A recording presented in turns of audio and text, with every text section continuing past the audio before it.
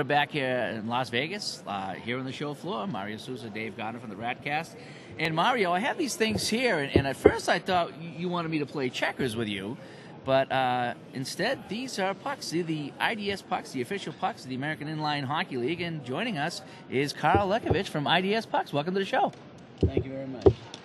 So tell us a little bit about the pucks and what you got going on. Well, the pucks Get have that been mic, there get that for- mic good up there. We want to hear you. The All pucks right. have been there for since I started on them in 1992 and finished the patent and finished the prototyping by 1994, and by 1995 they were basically the official puck of most of the governing bodies in hockey, like Canadian Hockey Inline, USA Hockey Inline. Everybody like Fears played them in their championship games in Canada, and then the AAU, and we actually started off with USARS when USARS was there.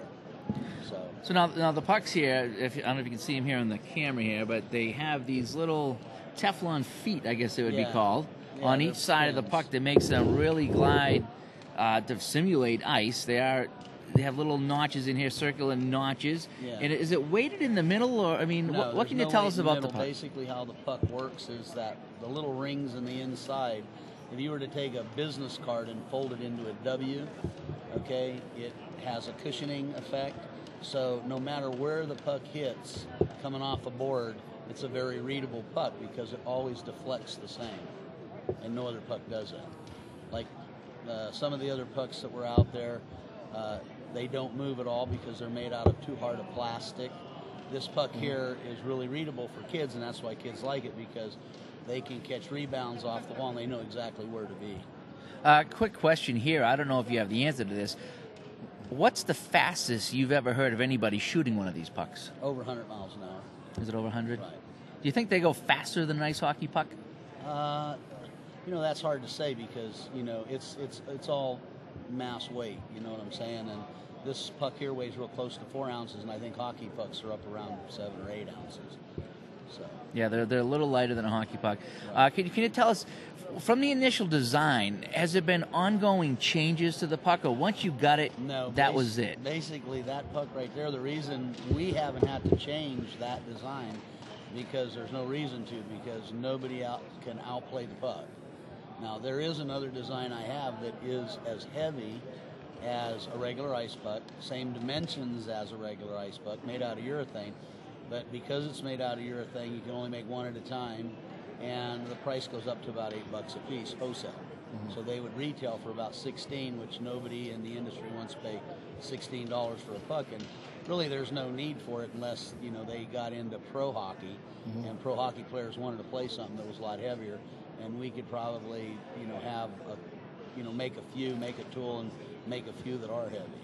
Right now, and we notice we have the black one and the red one here, which is the only colors that the league will actually allow. But you have some other colors too. What other colors we have 10 colors, and basically the 10 colors were for teams like to practice with their own colors. So basically we have them in Ducks purple and green and red, and the same colors New York blue and things like that. Then we have 4 fluorescent colors, which is fluorescent pink, fluorescent orange, fluorescent blaze, which in Europe is played throughout Fears, plays the blaze orange, and then we have a fluorescent yellow.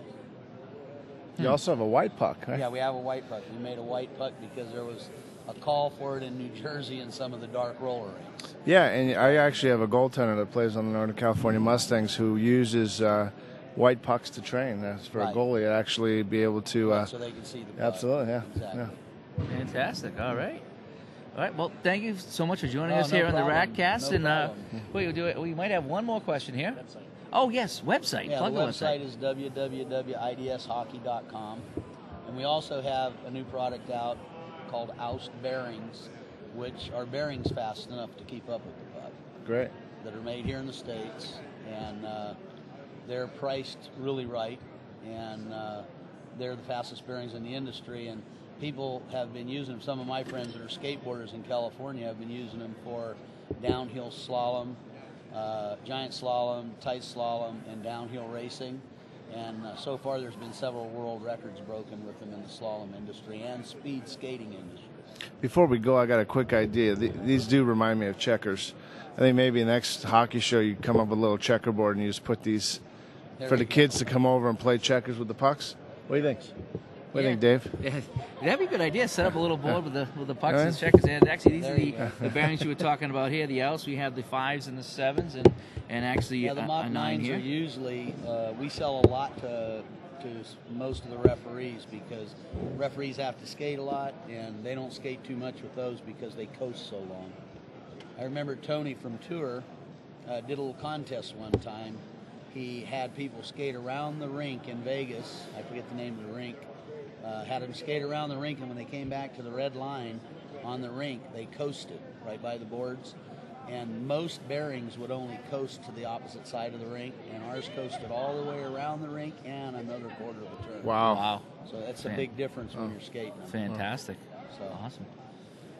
that's why we came out with them, because the puck was really fast, so we wanted a bearing that they could keep up with the puck. Is basically how they came about. Well, they sound good. Okay, great. So we got the IDS puck and the outs bearings. Thanks so much for joining us on the show. Thank you very much. Thanks a lot, Tom. All right.